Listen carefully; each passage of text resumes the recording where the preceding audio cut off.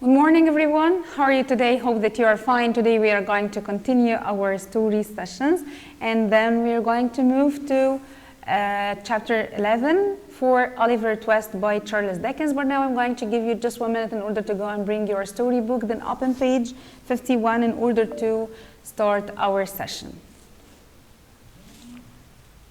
So here, are you ready to start our journey through the past to Oliver Twist again? Let's remind you with what happened on chapter 10 last time, that poor Nancy were murdered by Bill Sikes, and then he left her body just on his house, and then he moved through the streets without having an aim, and then he decided to go for a very far place in London and get money from Wagon. Then he just noticed that if they found the dog, so they are going to find him easily, and then he decided to drown the dog in the river, but the dog was a little bit clever that he just moved away from Bill Sikes in order to be safe. Now let's move to chapter number 11 in order to start our session. But before starting reading the chapter, let me go quickly through the main points on slide number 2. Mr. Brownlow told Monks everything about his parents. Monk's father was his closest friend. Mr. Brownlow made Monks sign on giving Oliver half of the money that his father had left.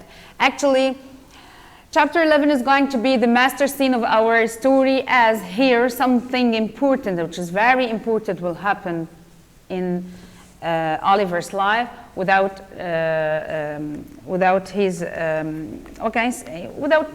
knowing it. But actually, Mr. Brownlow was the magical stick that actually saved or rescued him from what was waiting for him.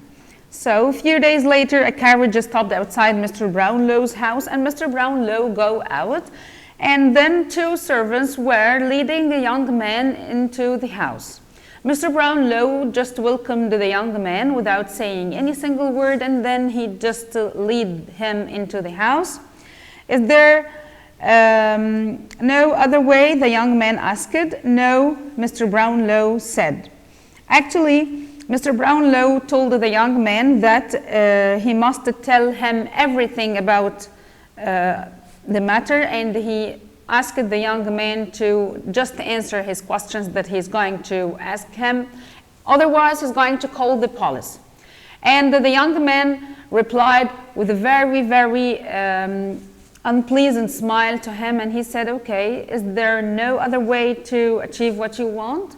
Can you force me to speak? I don't think that you can force me to speak. So Mr. Brownlow was an old man, and he was a little bit wise, and he was completely calm. He smiled, a very kind smile to the young man, and he said, actually, no, you don't have another way, and you will tell me everything I need to know. The young man followed Mr. Brownlow into the house, and Mr. Brownlow looked at the young man for a few moments, then he began to speak. Okay, young man, now you called yourself Monks, but actually this is not your real name. And then here was the answer of Monks.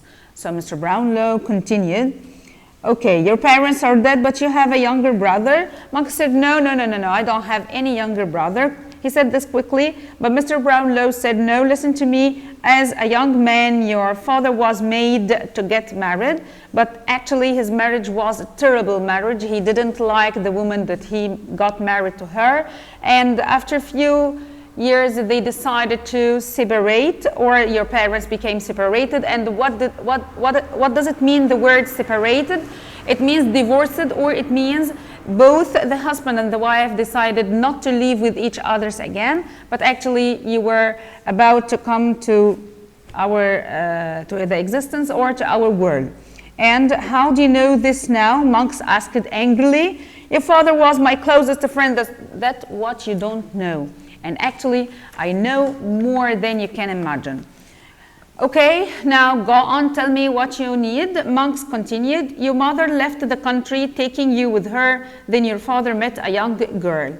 Actually, it was the first time in your father's life to fall in love.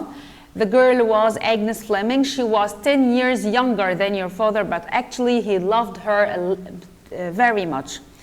Then she was, after a few months later, she was expecting a child. What does it mean she was expecting a child? It means that she was pregnant and she was about to have a baby. Your father inherited. What does it mean, inherited a lot of money? When you inherit a lot of money, it means that you got money through or from someone in your family that already died. So the father inherited a lot of money through a member of his family who just wrote a will, and will here is something that you decide to divide. If you are having an amount of money, so you write a will. What is a will? It's a piece of paper. Inside it you write how you want people to divide your money according to your opinion, or according to the needs of the members of the family, or so on. So he knew quite well that the father of Oliver and Monks already had a will, and he wrote everything. First, everything is going to Monks and her mother, but actually after getting married to Agnes Fleming, the father wrote a new will. This will was about to give half of his wealth or half of his money to Monks and his mother. The other half is going to be for Agnes Fleming and her child Oliver Twist. And then Monks replied, okay, I'm going to tell you what I know, dear Monks. Here is Mr. Brownlow said. And then Mr. Brownlow continued, all your father's money went to you and your mother. Agnes Fleming didn't get anything because you and your mother found the well and you destroyed it totally in order not to be used after this. So Monks smiled with the evil smile, and he said, now, can you approve this? Can you find the will that you claim that it was telling you to give Agnes Fleming and her poor child the half of the wealth or the half of the money? Of course, you will not be able to find it. Mr. Brownlow said with a little bit sharp voice and accent, your father told me that he had made a new will. Half of his money was to go to Agnes Fleming and her child, and the rest of the money was for you and your mother. And then, I never saw your father again, Mr. Brownlow went on sadly. I tried to find Agnes Fleming, but I couldn't. Many years later, you succeeded to find Oliver Twist, and you tried to destroy and damage the life of the boy by making him a thief, but actually, you are having a very bad luck. Actually, you tried to make the boy a thief, but it was a murder. There was a murder, actually. Monks repeated in horror, a murder? And we said in the last chapter, a murder here means to kill someone. Mr. Brownlow said, yes, the murder of a poor girl who tried to help Oliver Twist. Your evil friends will hang because they murdered her. You should be hanged too with them, dear Monks. Monks walked up and down the room. He became very nervous and worried. His dark eyes were full of fear, and actually the evil smile vanished from his face. I have written all this down, Mr. Brownlow said, and he continued, you must sign the paper here with all that I have said. If you sign the paper, so I'm going to let you go free. If you didn't sign the paper, actually and unfortunately, I'm going to call the police in order to come and catch you, and they will do their investigations, of course, and finally you are going to find yourself moving up and down on the hanging. With a very, very low voice, very sad, very quietly, Monks said, okay, I agree. I will sign the paper. I have no choice. To this point, we have reached the end of chapter 11. Please move with me to slide number 3 in order to continue through the oral questions, in order to link all the events of the chapter together. How did Mr. Brownlow know everything about Monk's parents? Because the father of Monks and Oliver Twist was his closest friend. Who was Agnes Fleming? It was the mother of Oliver Twist, and actually the father of Monks and Oliver Twist gave a portrait of Agnes Fleming to Mr. Brownlow, and for this reason, Mr. Brownlow, when he saw Oliver Twist for the first time, he recognized that Oliver was her child. Why did Monks agree to sign? Monks agreed to sign in order that he have no choice even to sign or to be caught by the police, so he decided to sign the paper and go away without hurting Oliver anymore.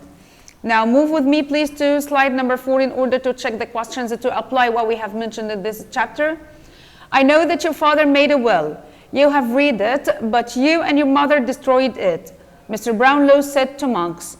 Why do you believe this? Monks asked with a cruel smile. Listen to me, Mr. Brownlow said.